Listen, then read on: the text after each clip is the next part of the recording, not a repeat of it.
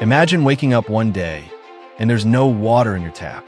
Not because you forgot to pay the bill, but because the water simply doesn't exist anymore. This isn't some distant future scenario. It's happening right now in Tunisia, and the crisis is a lot worse than most people realize. Tunisia, a North African country known for its Mediterranean beaches and ancient history, is running out of water.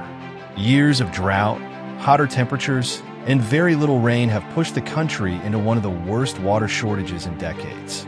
In some cities, water is being cut off for hours, even days, to save what little is left. The crisis has two main causes. Summers in Tunisia are getting hotter.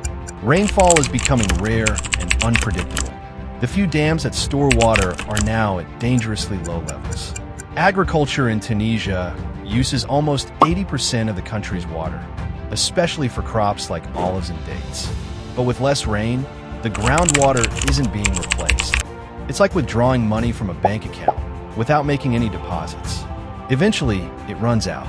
This isn't just about having less water to drink. Farmers are losing crops, which means food prices are going up. People in rural areas are walking for miles just to find a working water source. Some households only get water for a few hours a day and have to store it in buckets for the rest of the week. And for a country where unemployment is already high, this crisis is adding even more pressure on daily life. You might be thinking, I don't live in Tunisia. Why does this matter to me? Here's the thing. Tunisia isn't alone.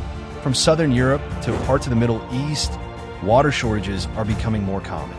And when a country runs out of water, it can lead to food shortages, migration, and political instability, which can affect the entire region and the world. The Tunisian government is trying to manage the crisis by building more desalination plants, investing in water recycling, and pushing for more efficient irrigation and farming.